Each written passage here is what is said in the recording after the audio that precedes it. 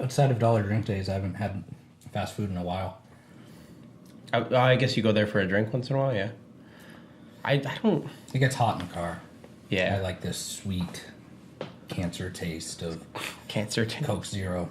I don't go to McDonald's much anymore, but I did a lot for breakfast for quite some time. Breakfast is tasty. Well, and their breakfast stuff really isn't horrible. It is a freshly cracked egg for all purposes. And it was right beside where I was working, so it was convenient. But now I work in Welland, and near me is like... Where in Welland?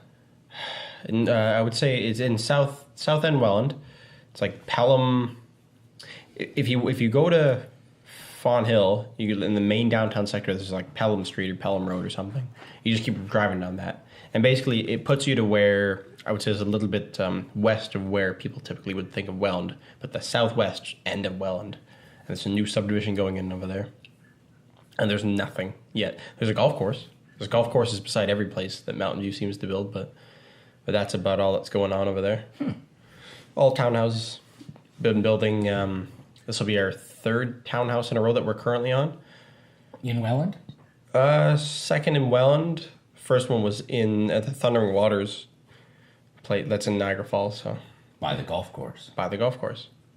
Mountain View likes golf courses. They're an interesting project, I would say. It's pretty much the exact same thing as building a regular house, except you have what are called party walls, which most people would know anyways, but it's just walls that are joined with the neighbors. And for us, there's like an airspace in the middle that we have to deal with, and we have to do things like put drywall in certain places because it's a fireproofing measure. If you put double drywall on each side, and it stops fire from spreading from unit to unit if one was to catch on fire, which is way more annoying than it sounds because... Sure, you put it on your studs and stuff, so you got to cut some drywall here and there. But then when it comes time to the trusses that are up on the roof, that whole thing needs to be put together where you have multiple trusses. So the trusses run like the length of the roof, basically, and they're just these big triangles, like you see in a bridge, just a bunch of triangles in a big in the shape of the roof, right?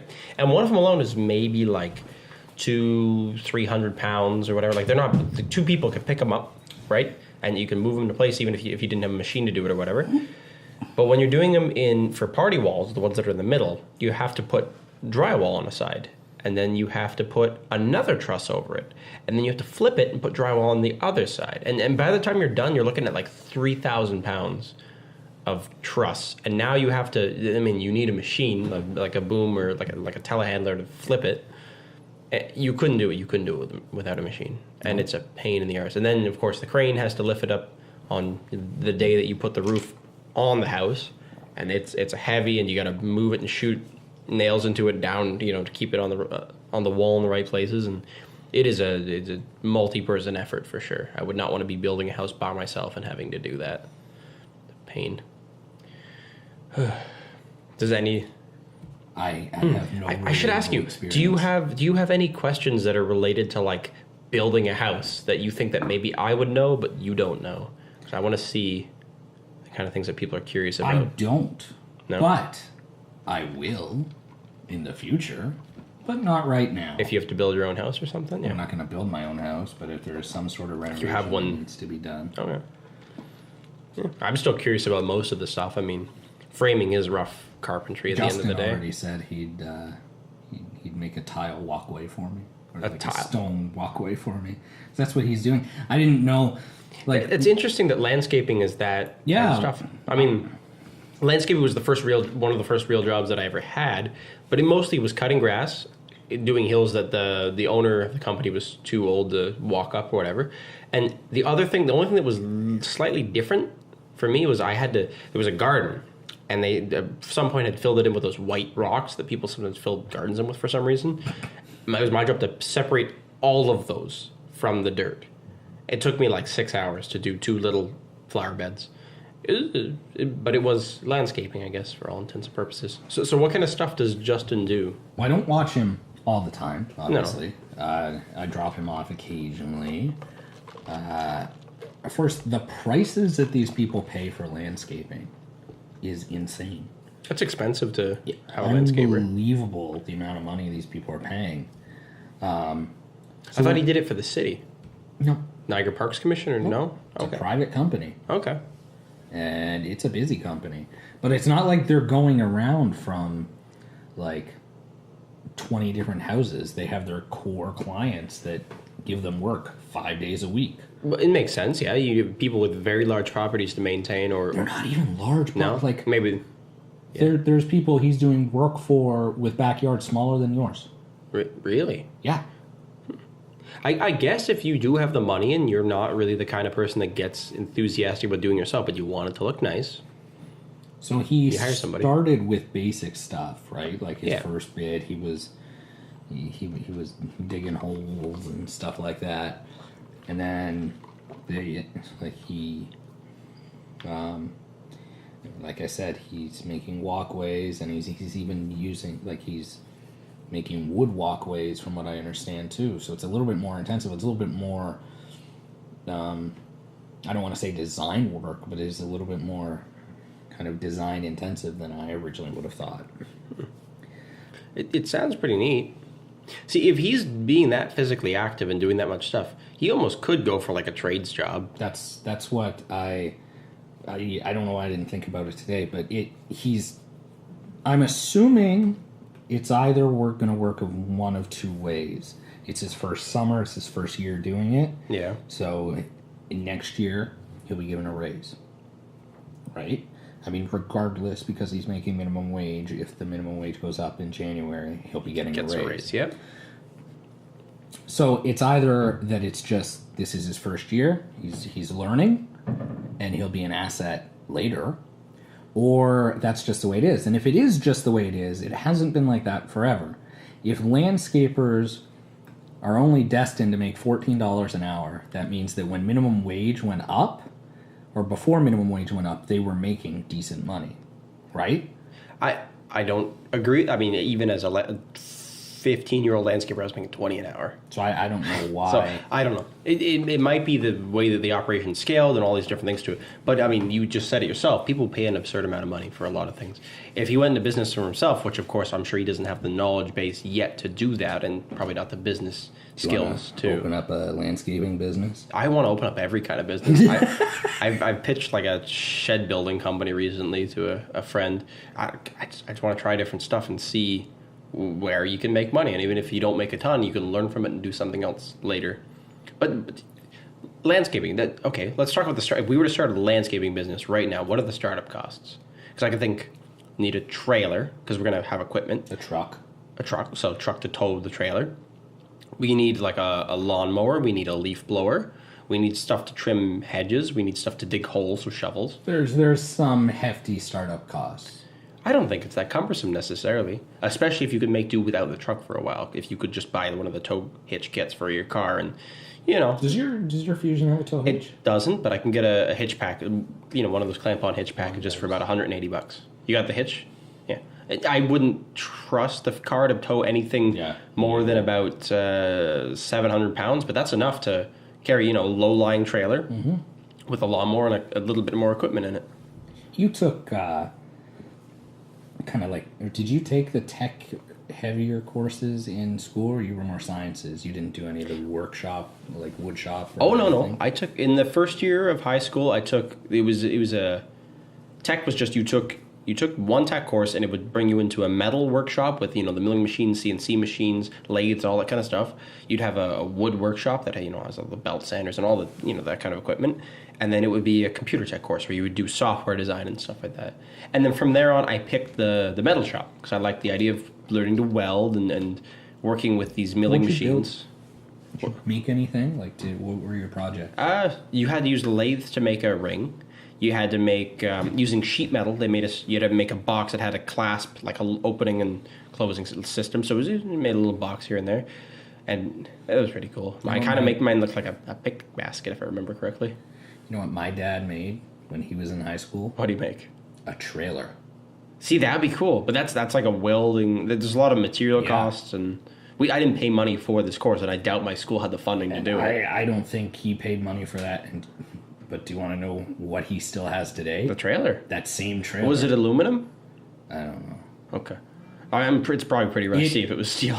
It is not in the best condition anymore, No. but he's had it forever. I mean, I really just want a trailer. I should just start looking at Kijiji for whatever pops up I think for. a closed trailer would be very handy. I don't. Yeah. I It's personally expensive. think a closed trailer. Those are, would but be- those are going to be too heavy for your car to tow for the most part. I'm not going to buy a Yeah. closed trailer till I can, pull one. Yeah, you need a truck, I guess. I honestly just want like a flatbed, maybe like 10 foot long by 5 foot wide, low lying trailer, and just aluminum would be nice so it doesn't rust out or whatever. But I don't know. I'm kind of wishing, kind of have it. Like I'd like to keep up with Kijiji and just see if somebody posts something for under like $500. That's really a good value. Because I'll buy the hitch kit for my car. I don't care. I know I'll get the use out of it eventually, and if not, it's just something that sits around until somebody needs to move or something, and then yeah, it maybe pays for itself if you help people do those kind of things. It's true. And I mean, tarps aren't the worst thing. You don't need a trailer for my move. No, you're moving in the same building, which is nice, just up the hall. Like 70 feet. 70 feet. Yeah, couldn't really be easier. You're just gonna need some people to lift some heavy furniture, and that's about it. I got a dolly. Like there's even gonna be less lifting for the most part. Dolly isn't gonna work on the couch or the desk, but it might work on some boxes that are heavy. I've got some extra packing. I might get rid of a desk or two. Not my big desk with my iMac. But No. it's my fault, really, with the whole move. It's not my fault. It's a good thing. It's a nice apartment, but once Justin got the job here, the landscaping job, he, I don't know, it was a mixture of him and Bree as well. I'm assuming that it's not the most attractive to be dating somebody who lives in a dining room. No, absolutely not. That bedroom is a must. Yes. That being said, I'm rarely home, so Justin and I never really talked about it. We were just fine with the way it was. When I'm home, I'm working, I sleep, I leave. Right? That has been like that forever. Mm. So he said, I don't really care. And I said, I didn't want to move out of that apartment until I bought a house. Turns out, there's a middle ground. But I jokingly said, I would much rather wait 6 months, even a year, until a unit in the corner or a 2-bedroom unit in this building comes up. And we laughed, we joked, we were like, wouldn't that be funny? We'd be like, say we're moving, but it's only 70 feet. Yeah, same So, floor and everything. I briefly, kind of in joking, mentioned to the superintendent that if a 2-bedroom ever comes up, let me know. I mean, he wants to sell you on the bigger room, so why not? He said, or she said, one has come up. I'm like, crap. It was on the ground floor, Yeah. so no balcony, not retrofitted, so basically it was just a slightly bigger version with an extra room of the one that I have now. I don't like being in the ground. No. I have issues with people being able to walk right by my window. Yeah. I don't like not having a balcony. I mean, it would save us from smoking on Halloween and getting yelled at, but other than that. Yeah, but you got to be able to smoke a cigar on a I know. balcony once in a while. So I like having the Maybe balcony. once a year or two. And I'm on my balcony quite a bit in the summer. It's nice. I'm sure it's a nice place to sit and write. Maybe too if you pull out a Yeah. laptop. iPad, keyboard. iPad with a keyboard. easier. Laptop's too heavy to bring outside. It heats on my leg. No, that's true. The metal conducts heat pretty hard in those MacBooks.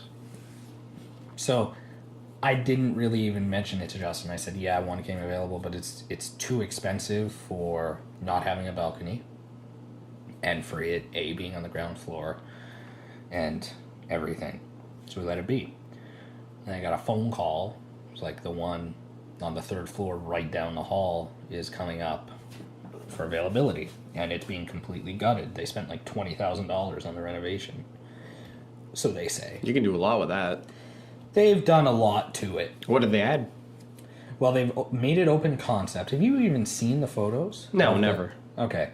So it's being redone, but this is the... And again, we'll put it on the screen because it's production value. But this one is the one below it, so it's not exactly... Okay, but they're trying to do the same but kind of it's thing. very similar. So to make it open concept, I mean, there isn't much walls in the things to begin with. I know in your unit there's But a in wall. the kitchen... Yeah, that's nice. That'd be nice. So it doesn't. This is obviously somebody's apartment, so it doesn't showcase What it would look like empty, yeah. empty, or it doesn't showcase everything, but nice tiling in the Bathroom's bathroom. pretty modern compared to what you got right now. Yeah. They said they're not giving us the floating sink because it was a bitch to put in, but that's fine. I don't care. Yeah, I could see that being a bit difficult. But yeah, that's the it's the kitchen. That's very open concept. Yeah. You know, I really like the idea. Like Teal and I have been talking a little bit about how we'd implement it for certain things currently, but I really like pocket doors. I really want to learn how to like craft a really nice pocket door setup for inside a house. But even we were talking about a shed, so you could have like a pass through. So instead of having like a garage door that opens up, you just have a pocket door, so it slides in, and then you have another one on the other side. So if you need to move something through the shed into the backyard behind it, you just can go through the garage, which sounds like a really reasonable way to do that and maximize the space that the shed can take up.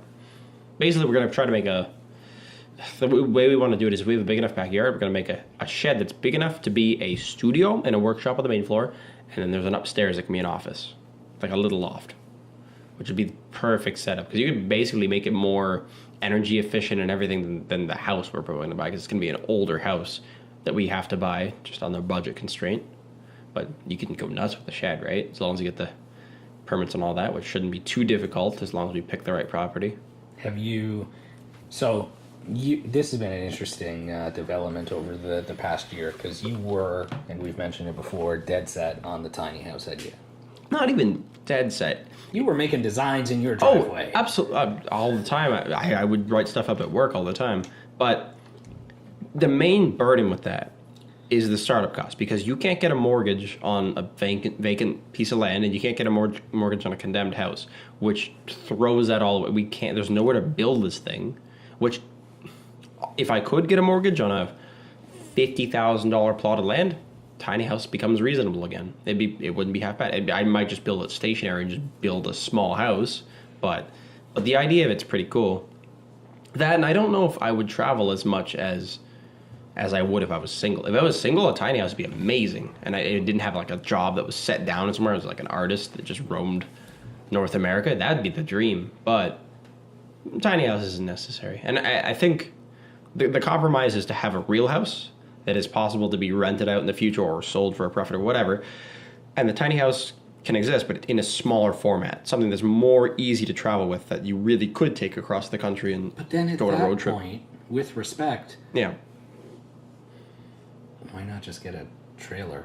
Like I don't know. The design aspect of it is more some of interesting them to are me. Really, I mean, I realize it would be neat to build your own. And it's cheaper than like a real RV or something like that, but you can make it equally as luxurious as one of those really nice, like $150,000, $200,000 RVs for a fraction of the cost, in my opinion. And I mean, yeah, the little aluminum shell campers are not too bad, but there's still significant limitations in those. Those are meant to be sort of getaway things. Like you use them occasionally, maybe a couple times a year. A tiny house is like full-time living capable. Like it's not going to fall apart like a camper would. Campers just fall right apart. I'm just stylistically. I went to a RV show with Melissa months ago at this point. Yeah. And we had talked, again, you and I had talked about the tiny house thing, and going to this RV show was the first time where I'm like, okay, given the proper dimensions, like not the smallest tiny house ever, but still small, Okay. I could see it being feasible because of the layout. So I had never actually pictured it like in person. You got to use your space Doing really it on your efficiently. driveway is still hard to picture. Yeah, it's hard. You don't get the three-dimensional idea of it. I don't know. When I was writing it out in my grid, like booklet or whatever, just spacing it out. Yeah, it did. As soon as I drew it on the driveway, I immediately made a little changes here and there to how big certain things should be and all that. I still think the idea, I hit it off pretty well, because I don't really. The biggest priority is on kitchen space, bathroom space, and like a living area. The bedroom space and the loft upstairs, which is what I had decided to do originally, would be fine. And I was going to make like a sloped ceiling towards the front to make it a little bit more aerodynamic at the front of the tiny house. And it probably would have worked, but I think it was designed to be 20 feet when I was done with it, which is a bit big if you're going to travel with it a lot. Although, looking at it now, probably wouldn't travel with it very often, so it wouldn't even be that cumbersome necessarily. But then if you're not going to travel with it a lot, why not just build it a bit bigger? Go for 24 feet. Go whatever. You can build it as high as you want to if you never transport it. It's Right. true. Because there's height restrictions for highways due to tunnels and things like that. But if you don't move it, it can still technically be a mobile home, so you don't need the same building codes that a regular home would need. But, it's a mobile home, just like you would find in any RV park or anything like that anywhere. Oh my, the trailer park, the vacation park that my parents are at, which by the way, Tila mentioned, you have Sundays off most of the time anyways, but Yes. Tila's completely gung-ho to not get in a car crash and come to Potahawk this time. I'm excited.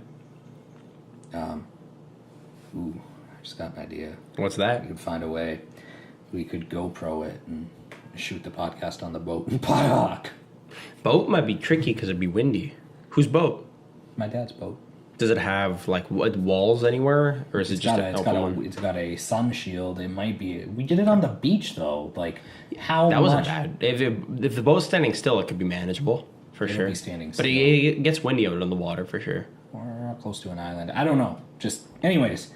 So you'll be able to see this trailer park. But these people, Do you think that would induce motion sickness if it was going up and down in the camera? I don't know. We should try it.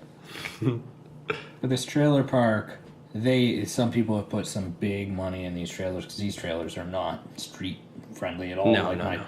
my parents would never be able to take their trailer. It's still got the tires on it, but That's how you get around the building code Yeah. regulations. But It's mobile, isn't it? It's not a there's, permanent structure. there's no way that some of them would go, and some of them have like the nicest roofs, the nicest sidings, bay windows, like just some hardcore. They don't even look like trailers anymore. I've seen some real nice ones. Mm-hmm. Teal and I went to just beside Shirks and Shores. Yeah, I saw the today. photo. Yeah. I don't know I don't know what the beach was called, but anyways, it was you could basically see all the trails lined up, and yeah, it's changed a lot. Like I used to go there as a kid because my parents had family and like friends down there, so I would go there and yeah, it's changed. The RVs are a hell of a lot more modern looking that people have there now, and it was really quiet. I don't know what it's like on a Saturday in the middle of the day in August. Around the lake. Yeah. I remember it being so busy you probably couldn't park anywhere on the beach anymore. It was so packed, but it was empty there at whatever it was, 8:30 or 9 in the morning or whatever. So The last time I was at my parents' trailer, we went for a little boat ride. Kind of showed Melissa the old Lake Erie stomping ground where I spent many a summer because we had a cottage there. So going through the old cut and whatnot, lots of memories, but lots of money there now that never used to be there. And we got rid of the cottage in 2002, 2003. a while ago, Maybe yeah. a little bit earlier, maybe 2001. So, it's been the better part of 2 decades. Yeah. Our cottage is still there. You can still kind of see they've changed it a little bit. The boathouse that my father built is still there.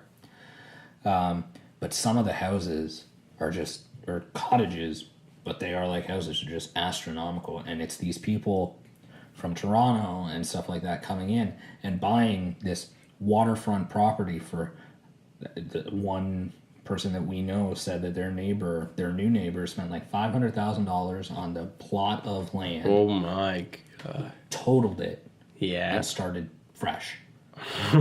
So you're going to be $1 million before you even get to enjoy it. But I guess they have the money to do that.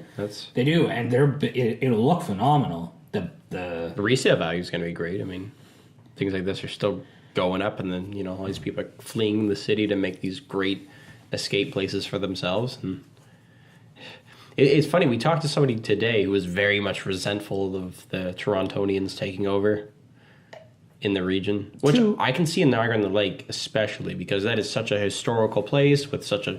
See, the Torontonians taking it over isn't the worst thing, because I realized as she was talking to us, they've been there their whole life. Yes. We haven't. No. But we respect, like, I mean, we're not in a business that we can ruin that, but we respect, the culture. When we're at a wedding, we respect the church and stuff like that. Niagara on the Lake almost has this palpable vibe to it. Like it feels like it's a very different town than anywhere else you could go in It all feels of like Ontario. an old school town. Yeah. That's perfect for a Christmas movie. Which, Yes, incidentally, absolutely. A, we're working on one, and Yep. B, one was shot there in April for Netflix. I told Justin to go act in it, but he didn't. And then he said, "Well, there's a movie shooting in Niagara on the Lake." Yeah. Like, you asshole. I sent you a text message saying you should audition for this.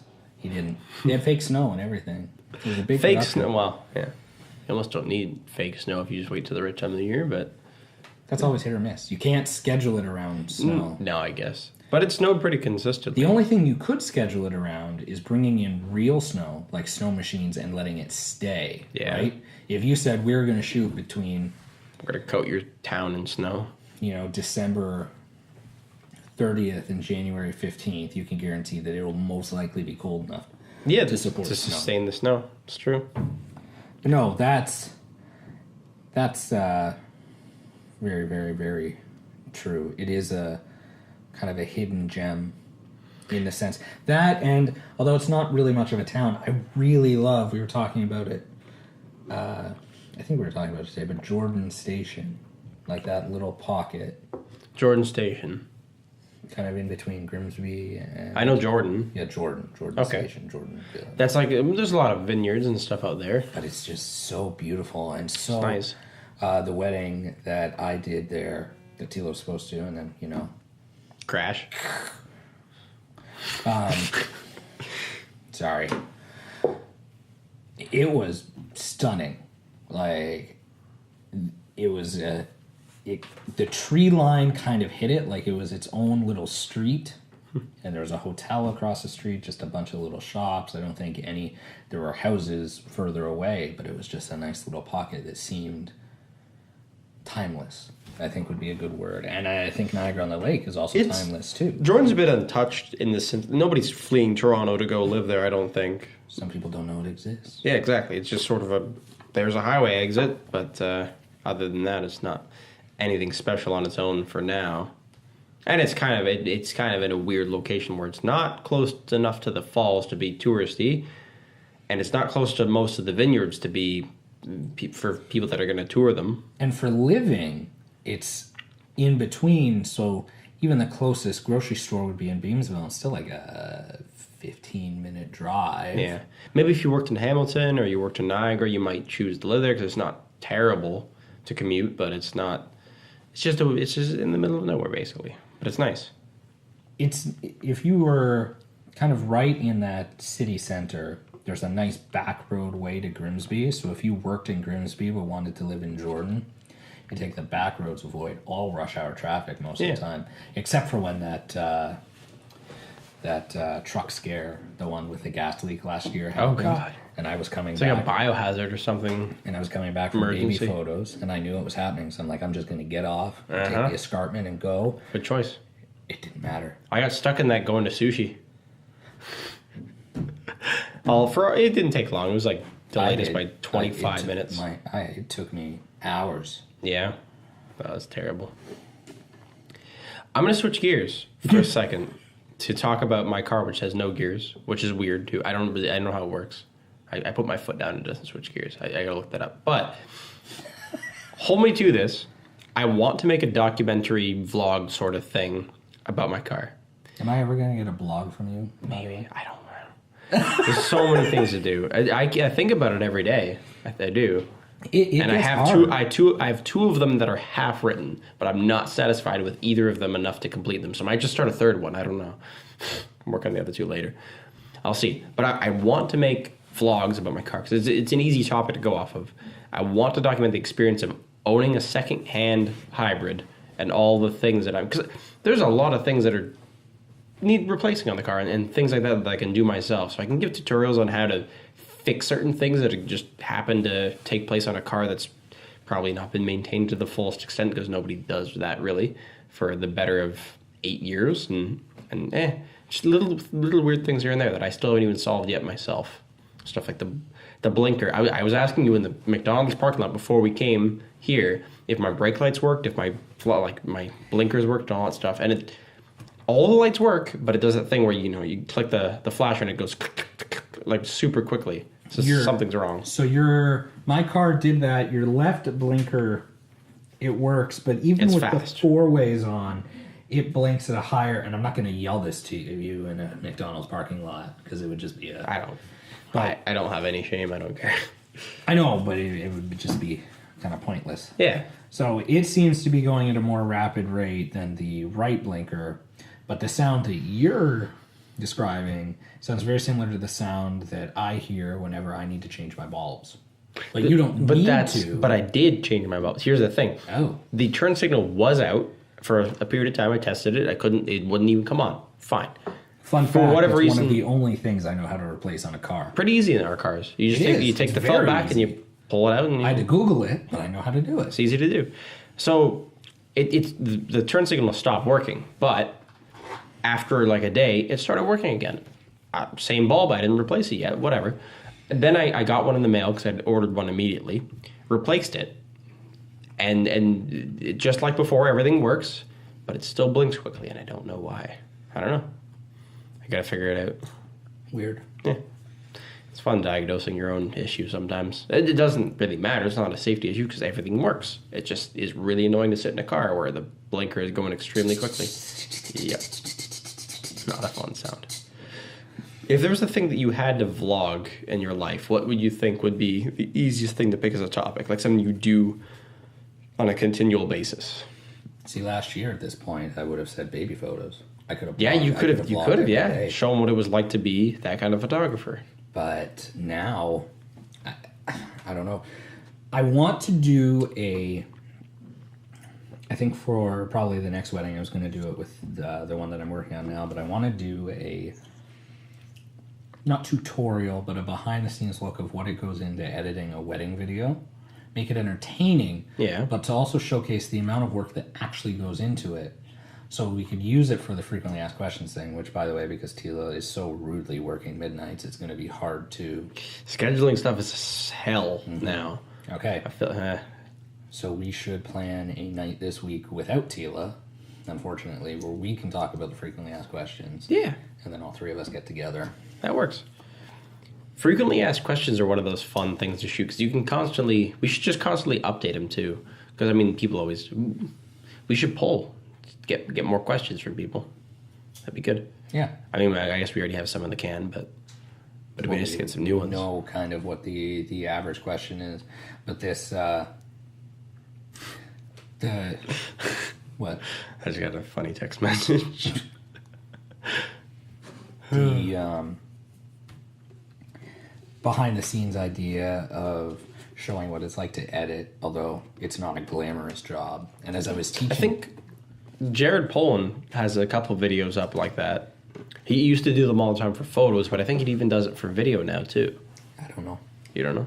I'll take a look. I watched some of his content, but I just think it'd be a good idea, not to teach anything, but just to show kind of what happens, how it's done, where, yeah, so people get an understanding of what's and then going they into can it. learn that it takes, X amount of time to do it.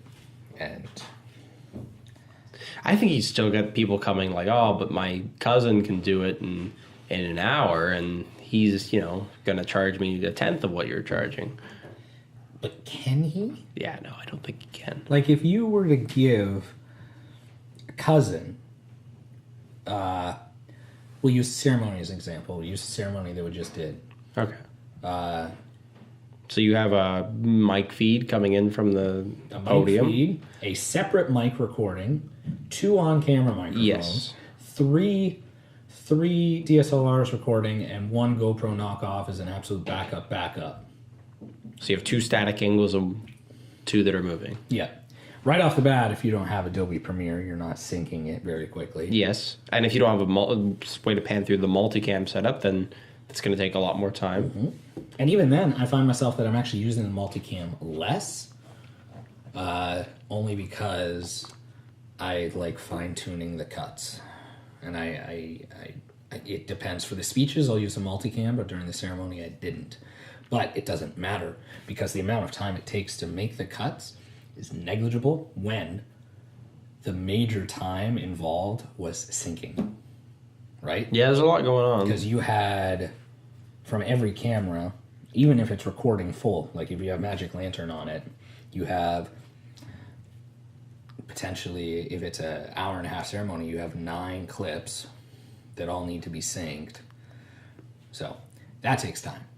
You get rid of that, there's a lot of time saved. True. It's true. I'm color correcting more now that I... It's good. So stuff like that. Something I'm nitpicky about. For sure. Yeah.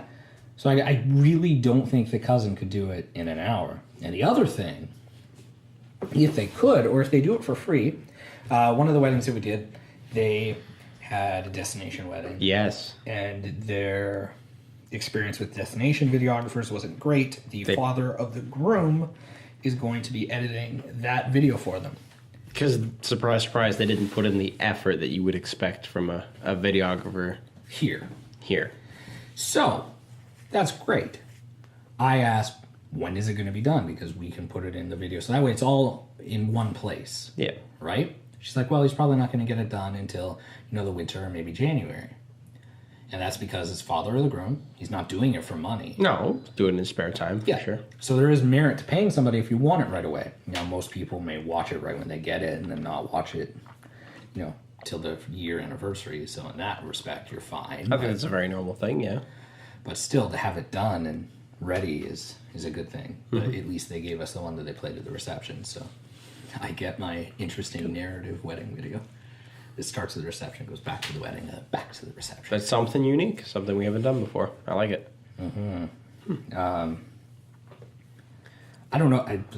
Long story short, I don't know what I'd vlog about right now. I want to. The stuff that's going into the blog would be nice to have a video side to it as well, which is what I'm trying to be conscious of too when I'm writing them. I really want to make it something that's presentable and in a video format mostly. Like, I want to be, if anything, video first, blog second. Like, I don't really care that much about the text that's going into it. Because I find people relate way more to videos anyways. It's more engaging. It's easier to consume. Better practice for me too, for what I want to be doing. Did you use the spritz thing? Did you ever look into that? I tried. Alex had talked about. Yeah, no, I tested some stuff out. I haven't really intentionally read through an article, but I have just, here's some text, fly through it. It is fantastic. I love it. I will try to use it if I can keep myself remembering that when I'm reading an article next time. Although I don't, it's almost not lending itself very well to the way that I do read articles, because I always skim. Pretty much, if I'm looking through anything that's on my phone's recommended, news headlines, I'll just skim it, and then I get pretty much all the information I want. Very little time is put into it. It's not so bad. I rarely need to read every word of something that I'm going through. But if you're reading a book, yeah, it'd be good. I don't know how you can read a book with that, but we see that's the problem. The integration to the technology with other apps, like I don't think the Kindle app. You couldn't use it with Kindle app or anything like that. But the idea is really neat, and since Alex talked about it, I went back and on the website. I haven't even downloaded or anything like that, but I was just testing it on the website, and it lets you choose your speed. 400 words per minute. It's manageable. And it's manageable. Yeah, I've cranked it. Unbelievable. It's crazy fast. If I was in school still, I would use the hell of it. Yeah. Because it lends itself to much more of the copy and paste this part of an article. Yeah. And put it in there, yeah. And you and Alex were talking about listening to podcasts, and you mentioned it, listening to it at a higher than a one-time speed. Yes, always if I can. And I've never done that before. It's fantastic. Until this past week. I'm like, I'm going to try it. Joe Rogan, it's good. And I have it set at a 1.5 speed, and I'm retaining so much more. It's the same thing, basically.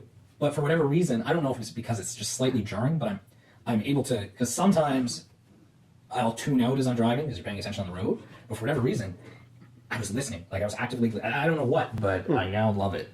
So it's the way to go, in my opinion. Audible's app has especially a good when the built-in podcasts function. are 3 hours long. Oh yeah, it was great for books mostly. That was nice being able to speed read through them with setting it. Usually 1.5 times is about the limit for books. If it's a podcast, I'll go to 2. It's not so bad for that. But books, when there's almost a narrative flow to it, I want to take a little bit more time to get what's going on, I would say. Podcast is sort of sporadic.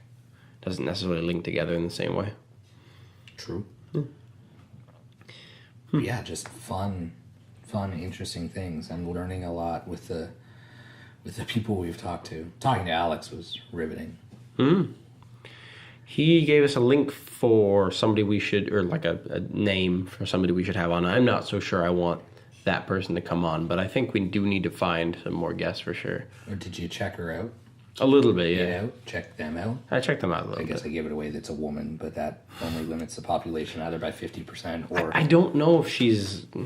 I don't know if I'd have anything interesting to really talk about with her. It's just a totally different world than what I'm used to engaging with.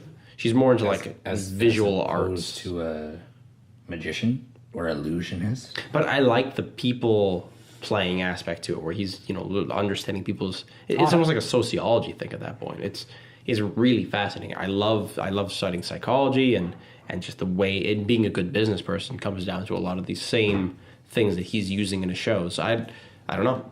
I find that fascinating. I don't know if I find visual arts as fascinating necessarily. Unless, I don't know, if somebody was like a fine carpenter that had some unique product out there, and they could like bring one into the set and show us what this thing is that they made, and that'd be cool. I'd jump on that, I think. I mean, one of the nice things about this is we don't have to fill an hour time slot, right? If the Joe Rogan does it all the time, where if the guest he's interviewing is just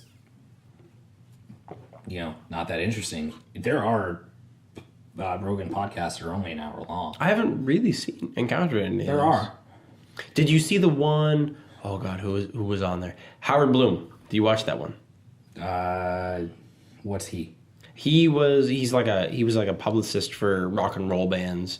I'm so far behind. Yeah, watch the one with Howard Bloom. I've been following Howard Bloom for probably about what 7 about the one with 7 years. Steven Tyler. That was amazing. I love that one too. I've listened to bits and pieces. It's on the list. Those are the two that I've listened to most recently. But the only problem is with stuff like that is once the wedding season hits and I'm editing wedding videos, my podcast listening goes down because I have to be listening to the video. Yeah, that changes it. I'm a little bit guilty of when I'm editing stuff in Adobe Audition. If I'm not currently listening to stuff and trying to sync things up and all that, and I'm just applying filters and different effects, I'll quickly click play on something and listen to like a segment of it. And then as soon as I have to go back to listening to it to see how it sounds, I'll switch back in. I do that sometimes if there's a render or a small you get a little bit of time like in between where you can listen to stuff. But no, that's the sucky thing about editing videos. You need to be attentive. You do. Which photo editing is entirely the opposite. You can just listen to whatever you want to listen to, which is fantastic. Sort of lets you drift into the zone and bang out a bunch of good photo edits. But that being said, there is an absolute zone for video editing too. When I'm in my wedding video zone, even the most boring of speeches or the most like whatever I'm doing, sometimes I'm like, holy shit. Yeah, it's 1 o'clock in the morning, but look at how far I've come. Because I gauge when I start another day, I'll mark it in, just so I can gauge kind of how far time-wise I've edited. Sometimes I'll go back and edit something before the mark, but I don't change it. Mm-hmm. So I'll see. Because if you can edit through, 15 minutes or 20 minutes of good, solid stuff, it's a good progress. Yeah, it does sound like it would be. I mean, it's not for a wedding video. That's what, an hour and a half usually, or depends. This one doesn't have a lot of speeches. Speeches do take up time. Speeches and ceremony. They're unique in the way that you don't really want to cut anything out because you want all of it. I used to see. There's a level of professionalism in the way things are done. I used to edit whatever and ha out of the speech I could. That's a lot of effort. It was, but that was when we were just starting out, and it was a selling feature. We're like, whatever flubs in the speech happened, we'll get rid of it, which is a great selling feature. But we were doing it for peanuts, and we're not at the point where we're charging enough that we can do it, consistently. Mm-hmm. So we keep the hums and the haws. Especially when you got 9 pieces to cut. Yes. Yeah, it's a lot.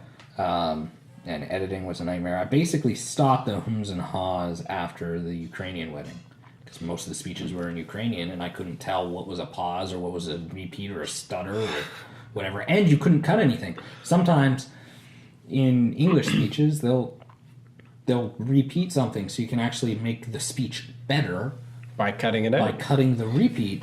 But I couldn't do that because they were speaking Ukrainian, so I just gotta leave it all. It leaves an authentic quality, anyways, if you leave the full thing in, too. Yeah. I don't know if there's anything anybody's going to complain about. And some speeches are great, and then some speeches go on just a little too long. Is that every wedding? It really depends. I mean, you can tell there's people that put in, like, lots of practice into their speech. Like, if you were to write a speech for somebody's wedding, how long do you think you would spend on that kind of thing? What am I in the wedding? Am I the best man? Sure, let's go with that. This is important. If you write a good speech. Important, I write a good speech. Just the best man, not the master of ceremonies. That seems to be a reoccurring theme. Just the best man. Okay. Yeah. 10 minutes. 10 minutes into writing your speech? 10 minutes because It's got to be, like, I know how to make people laugh, off the cuff, yeah. right? So I think 10 minutes is a great place to plan. So that way, if it goes slightly long or I go off on a slight tangent. But you think the speech is going to be 10 minutes. How long are you going to take to write that 10 minutes, you think? Write the 10 Are minutes? you going to think about this for weeks, or are you going to maybe in a day? Think about it. I mean, we have a wedding coming up, and I haven't put anything to paper yet. Okay. I have been thinking about things, but it depends on the person you're doing, the wedding for, Well, or whose wedding it is. got to make it good for the photographs that I'm going to take. Yeah. Make the words count. Their wedding's in August. I'll probably have a good idea of exactly what I'm going to say by probably like August 1st. Not bad. And then I might run it by Tila or something like that. Some grooms have been working on little final touches here and there on the day of the wedding. Yeah, Melissa and I, again, not to get meta about other ones, but we suck at that anyways, because in conversation, this exists. Like, it is what it is. Sorry, Tila. Melissa and I were talking about the fact that I had talked about getting married last time, and the ins and outs of the wedding. And I think for a good speech, and this is for anything, whether you're a best man, a groom's, a parent, or anything like that, there's a few things you shouldn't do. One is you shouldn't Google best man speech, Yes, because you can maid of tell. honor speech, because the jokes are going to be the same. And Tila's seen. Tila loves it. She thinks it's hilarious. The reception demo reels where the people are just cutting from wedding to wedding to wedding, and it all flows like a speech, almost like they got it from the same goddamn website. Yep. Which is fine, but make it original. And we'll tell people that now, which is great. But even if you make it original, you're like, well, I'm going to be creative. Hi, my name is Jesse, and I am the groom's much younger brother. That's been done before. Like, just come up with something else. Because the idea, that joke is used all the time. So the idea is, yeah, you might get a laugh there, but don't be lame. Go for a different joke. Go for a more personal joke. Just because you have the opportunity to make somebody laugh doesn't mean it's a good joke, or it's not a good laugh.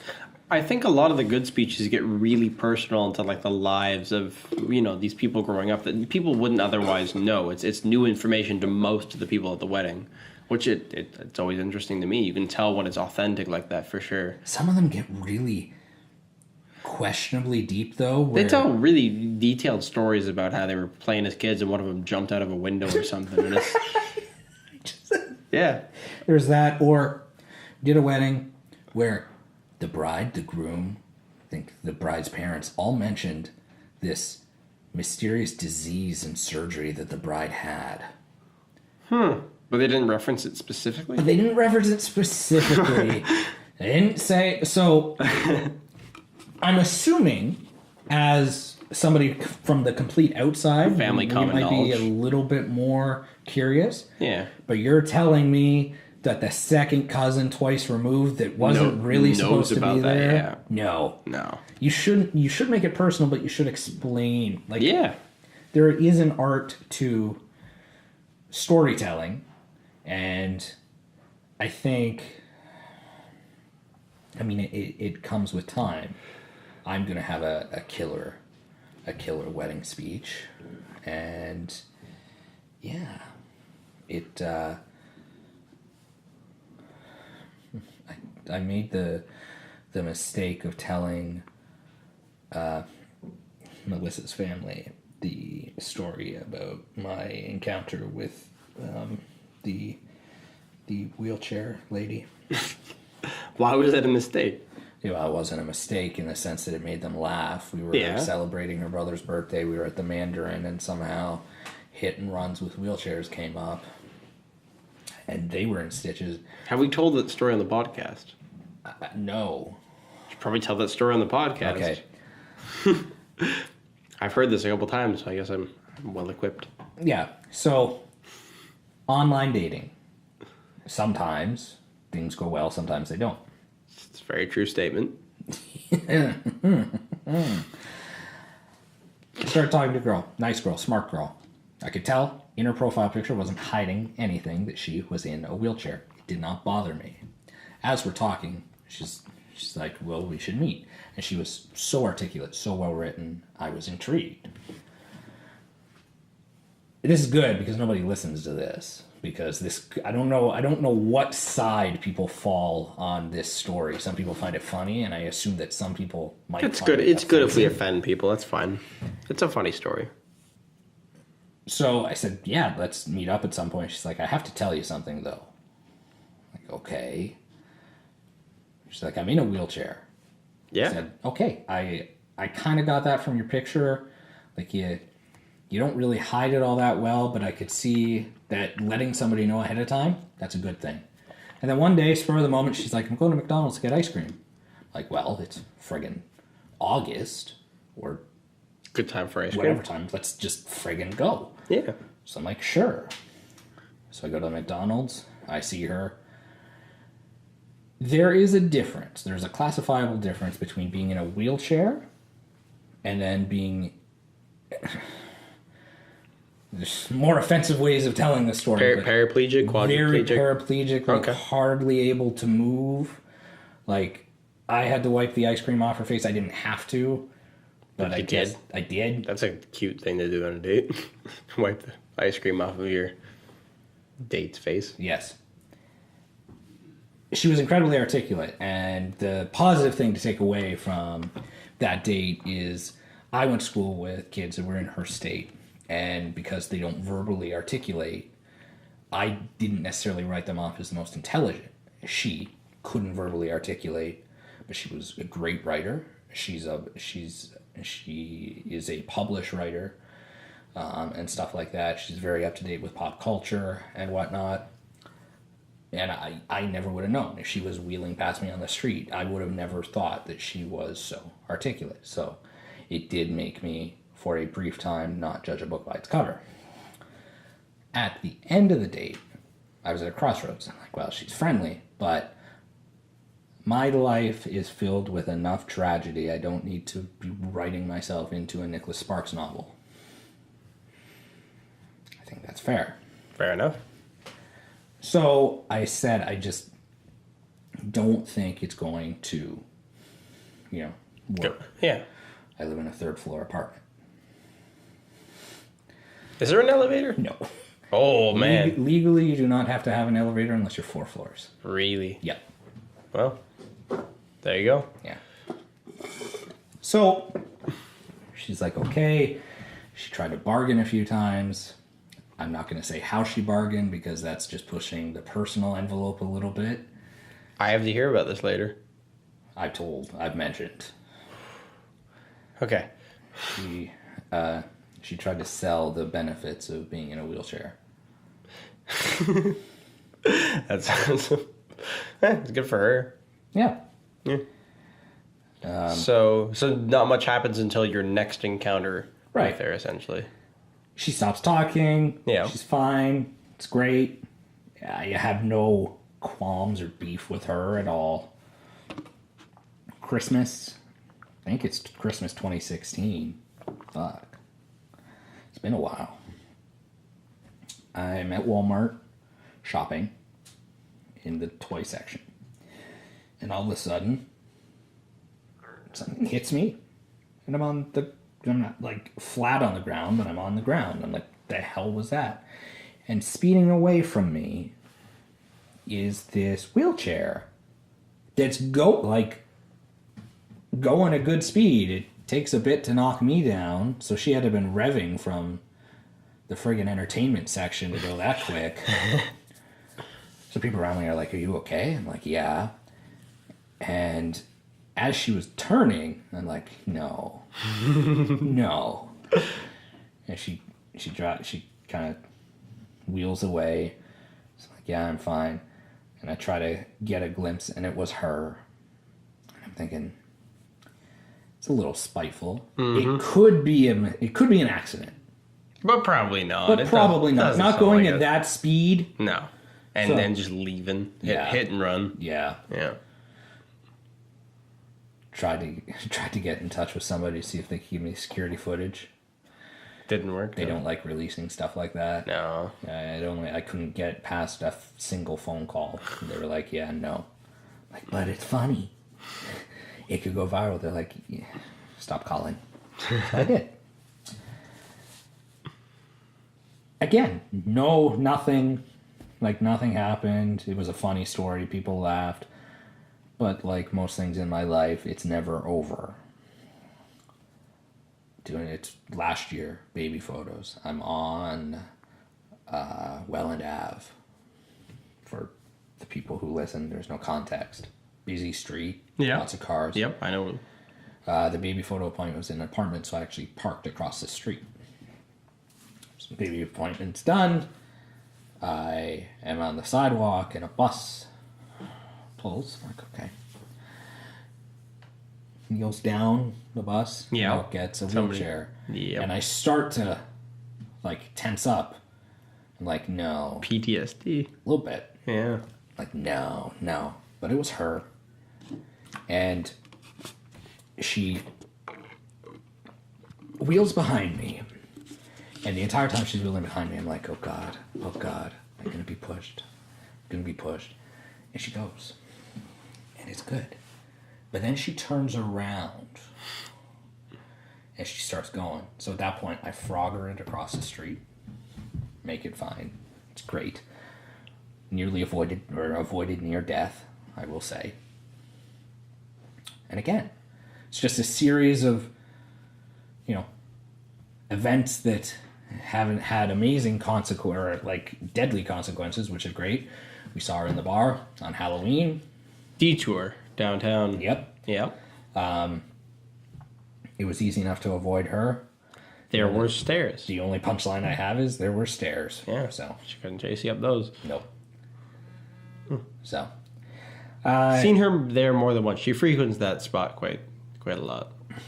I see the problem with this story is in a comedic situation, it can make people laugh really hard. You need to condense it down to have a real punchline to it. Totally. For sure. But being chased about and haunted by a woman in a wheelchair that is just really spiteful. Yeah. It was pretty funny. It's pretty funny. So it's on my back burner. A little bit nervous telling it in a serious sense. There are more joke beats to it, but Yeah.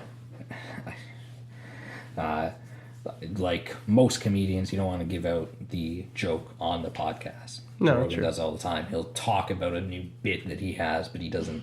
He never ruins anything No. he does in stand So up. that's why I'm a little hesitant, because it's a good thing, and I've always wanted to, and I think within the next year or so, I'm going to try Do stand an up? open mic night. At the what's the one that we went to? The problem with that is is I've got a bunch of stories that I know will make it, because they make people around me laugh, and even people I don't know But laugh. they're limited. They're quite limited too. I mean, once you've told them, you've told Yeah, them. but I mean, most comedians to an extent have a set that Yeah, well, does really well. Sure. One But I set. cannot feasibly do that wheelchair story there because she's She does. always there. She likes that part of downtown. Yeah. St. Catherine's. So I don't know. I feel like I'd be singling out somebody, and Somebody that a lot of people know too. So I'd be losing the crowd at that point. But there's other stories, like my very interesting friend who, as we mentioned before, used Vagisil as a lubricant. Yes. That was a pretty funny one. But no, that's a not a negative. The dating story itself isn't negative. The aftermath is. I'm trying to think of a funny situation that happened from a Tinder date, but I just can't. I don't know. Can't think of any right now, really. No? No. Gee. The last time after I broke up with, after Jessica viciously threw me out. Play the victim, why don't you? She did throw me out, anyways. I did not live there anymore. I had never online dated because it sounds weird to say, but back in 2010, I hadn't even considered it. I thought I don't think I did either. I'm in but college. I yeah. should be able to meet somebody in person, and consequently, I did with Jessica. You heard tell a different dating websites.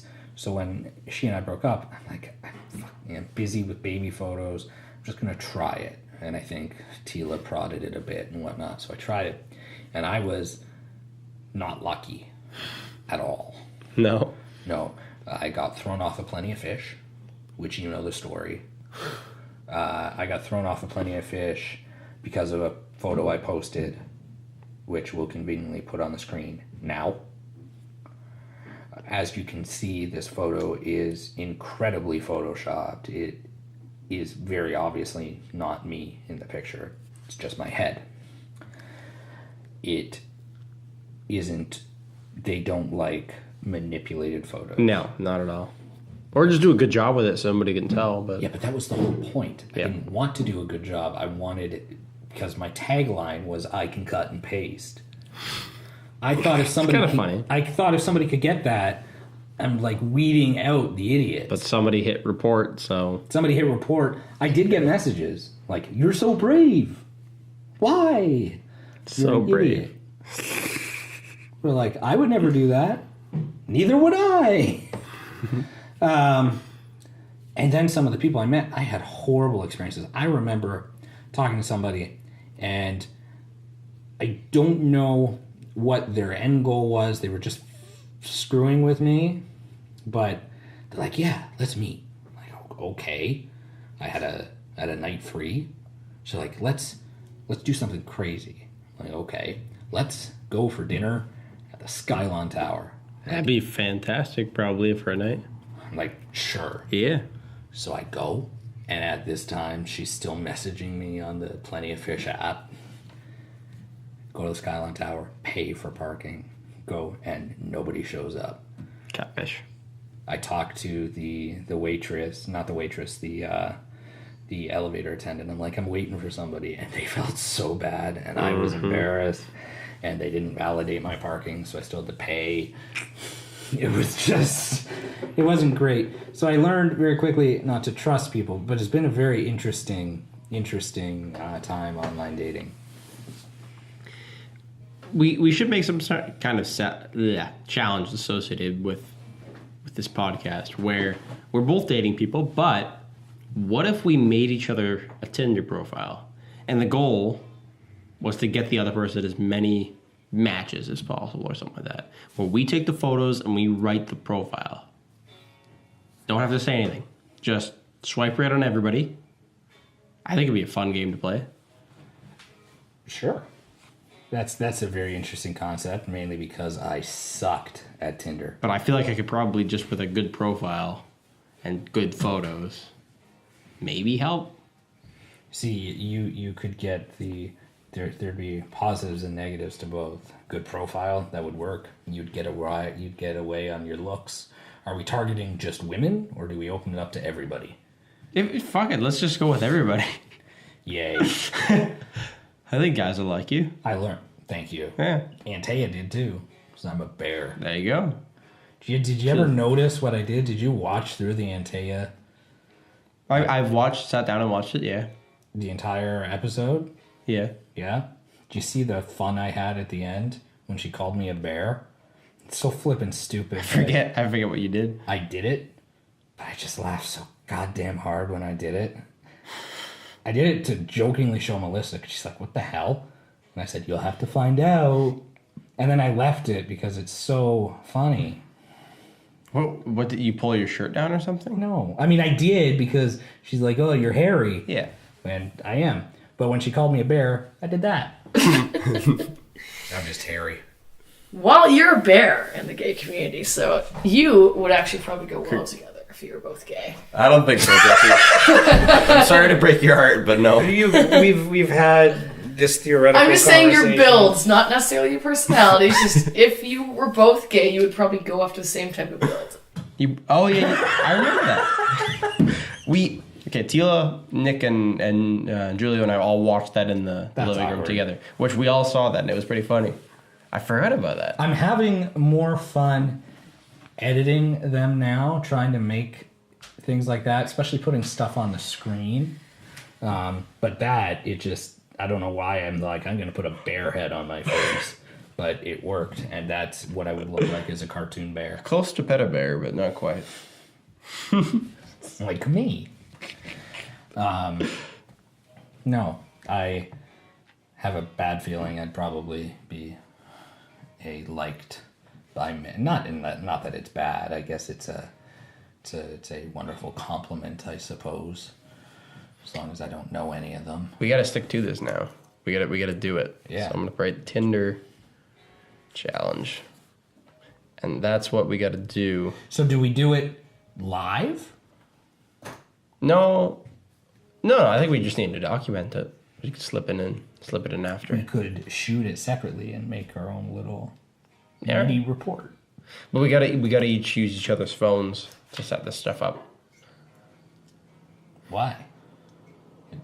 Does it have to be through Facebook now? At one point, it was its own separate profile. Then you could log in with Facebook. Shit. But if you can make your own profile... Yeah, I don't know. I deleted my Tinder profile a long time ago, so I know I don't have one currently. I could just make a new one. I deleted it when people continuously called me a troll. A troll? Why did they call you a troll? They said I looked like a troll. Oh, okay. That's a pretty good insult.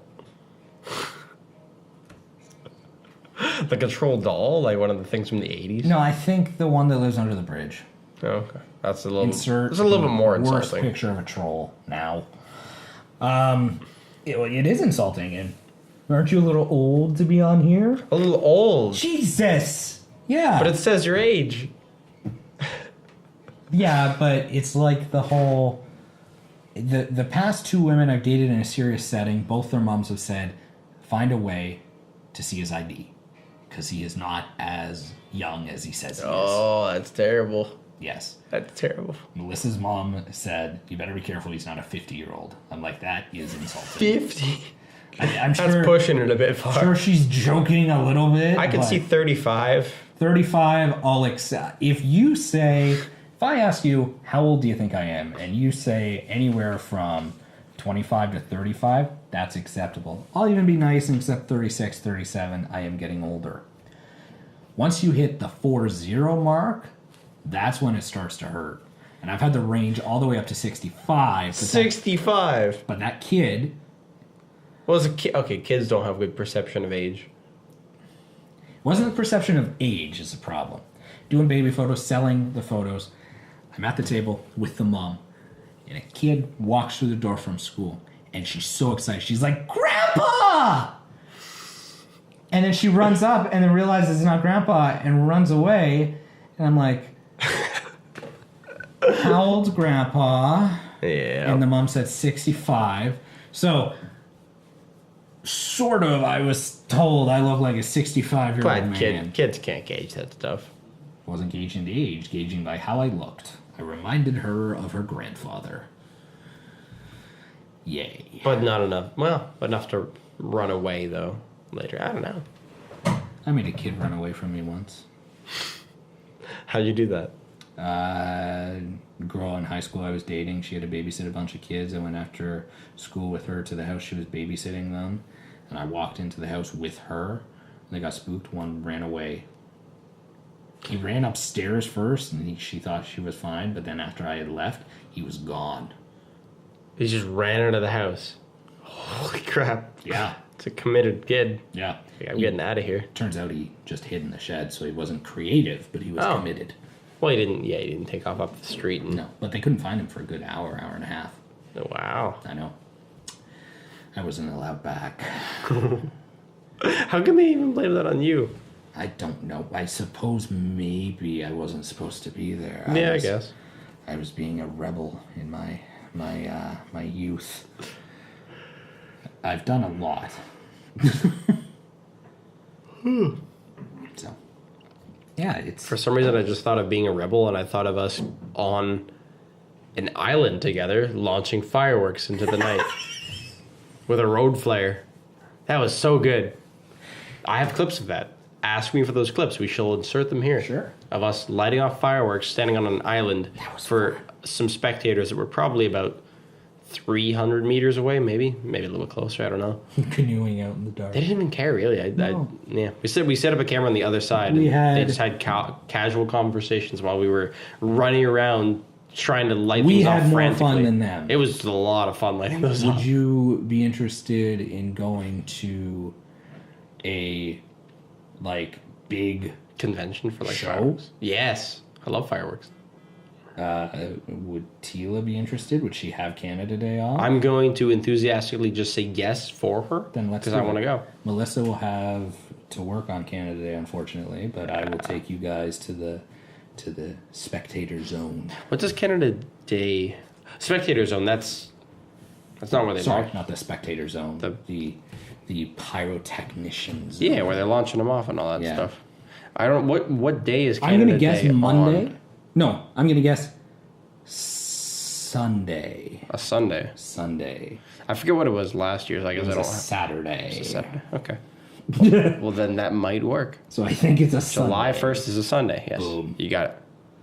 Which I will have off. High so five. I will be free. But will Tila be? It doesn't matter. Even without Tila. If she's working nights, fuck her. We're going.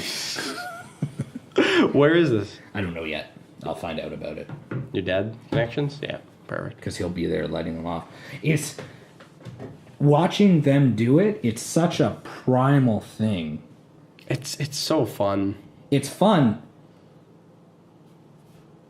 There's an element of danger.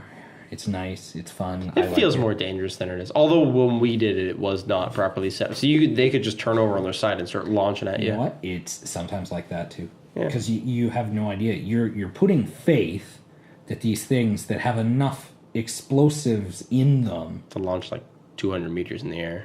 that they're not just going to spontaneously combust this way. And if they versus- did, they could light off all the other fireworks Yeah. that are positioned around them. Then it could be a bomb show. So it is it's very, very interesting and loud. Yeah, I could see that too. Might bring hearing protection if it's going to Yeah. be killer loud. But no, the fireworks thing was fun to do, and as I call it a kind of a macho thing, but it was neat to do that with you. I'm becoming a amalgamation of what I thought, when I was younger, a man should be. Like we went golfing today. Yeah. And I enjoy golfing now more. I told Tila that's probably the most manly thing that you do. Thank you. Although we need to get more beer involved with it because, Yeah, but even then, it's still gonna be ciders for me. So yeah. You gotta I'll find have vodka You on the gotta golf find a beer course. that you like. You didn't like Landshark enough to buy it?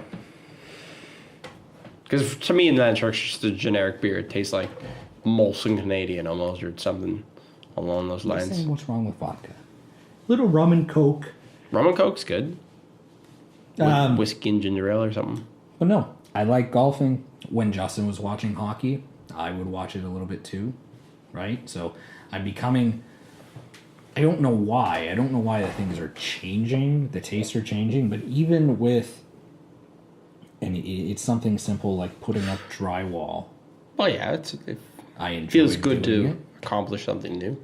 and it makes me like tomorrow morning. They're actually mudding the roof.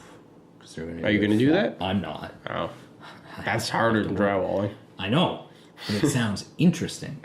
It is. So Golf. Do you? Okay, so we did go golfing today. I want to do that on a more regular basis for sure. We could get pretty good at this, I think. Just I don't know. By the end of it, I thought I was doing a lot better. I had a bit more of a feel you for do it. have an odd stance. Oh no, I have no, I have never for any period of my life tried to look at somebody's stance or like watch videos on how to. I just went with what felt And natural. I don't have a good stance. Justin, He seems to be he plays golf video games and he gets well, into it. A I little do more. too, but I think he's played, because I didn't do gym all through high school, but at some point you actually played golf, like there was golf clubs and stuff like that. So I think he's actually played golf, and he is, although he is the biggest out of the three of us, he has always been a little bit more sports minded than all of us, or at least me. I don't know about you, but I played a lot of soccer and a little bit of hockey as a kid, and that's I want to about go it. to a batting cage. That'd be fun. Yeah, I'm not particularly good at baseball not things. either. I'm good at running. I'm not necessarily hitting the ball. Justin would kick our asses on the ice. Hockey? Yes. You think so? He played for years, and he was a ref, so he's run around many, many times on the ice. He's a great skater. You wouldn't think. We he's a should. great We got to go skating then. skater. I'm not skating. Oh, come on!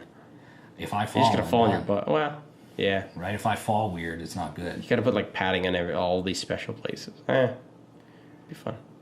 I'm not a bad skater. I've always been a horrible stopper, and that sounds like such a bad joke, but it's true. It's funny.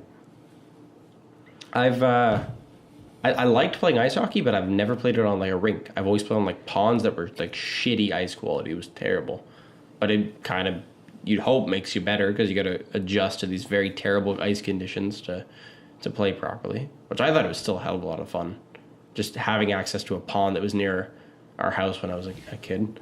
Dylan used to on the pond or the lake that was next to my house, and I'd go down. I didn't really skate. I skated a few times, but I didn't have a designated pair of skates. It was always my dad, so they were slightly too big. But yeah, the idea of doing more, I've never thought, like, golf is fun. Even going to the driving range, I like that golf course because it's close to home. Like It is close. It's I'd like to try Brock University. that one I like too, and there's a few times where it is a little bit more nerve-wracking. Like Justin could in that second last hole have legitimately hit a car, like just the way it's It's not. it's in a very best setup. residential area. Yes. But the Brock one is out in the boonies, sort of. There are houses. Thundering Water, there's houses too, but only on the one side. The other side's all forest and fields. But like this podcast, we did it. We went out for the first time, and Yeah. hopefully we do it more. Maybe with a second set of clubs. It is. I will try to get a set of clubs Ongoing. if I can. I'm gonna start looking at second-hand ones because some of the wedges are obviously from when I was younger. Yeah. Oh, they're a bit short, yeah. Yeah. That's the thing. You walk into any Valley Village, Goodwood, wherever, They always have them. clubs everywhere. Nobody wants to use clubs. Even second-hand sports store. Yep. Store for sports. People just don't buy used clubs, it seems. It's weird. Which I don't know why. They're just as good as when they were new, unless they bent them, which you could tell. But otherwise, it's not a big deal, I would think. And cheap clubs are cheap clubs. If you're gonna go out and spend $1,000 on a club that's nice and a couple of ones here and there, yeah, sure, you're gonna get something that's above the average quality. But otherwise, why not just buy a bunch of cheap ones secondhand? If you're gonna spend $200-something on all your clubs, then just spend $20 at Goodwill. It's true. They're cheap. I think Well, I mean, you could argue it's like any hobby. You have the people that get into it and they're using stuff that they've just got, and then you have the people that do it every week or every day who like having the best of the best. Yeah, that's a different story for sure. They might not be the best of the best. No. Like, I think it would be absolutely ridiculous for us to be like, perfect, I like golf. Like I joked there, I'm going to go and I'm going to spend $1,000 on a putter and $2,000 on a driver. That would be ridiculous. Yes. But there were people out there that will. If I you like got golf, the money, or to put it in a hobby. they're like, I want to learn how to play golf, so they go out and they invest 10 grand in golf equipment. Like, why? That's like buying. That's like I want to play the drums, and without practicing ever, just going and buying a real drum set. Yeah. Then it just sits in your basement and does nothing, collects dust, and you sell it for a tenth of the cost. Which again, buy a used drum set. If you're ever gonna get into drums, buy a used set for barely anything. Same with guitars, anything really. Yeah. So, I would love to golf more. I would love. I'm in a weird. I think I'm in a transitional part of life again. I'm noticing that every so often I go through slight changes.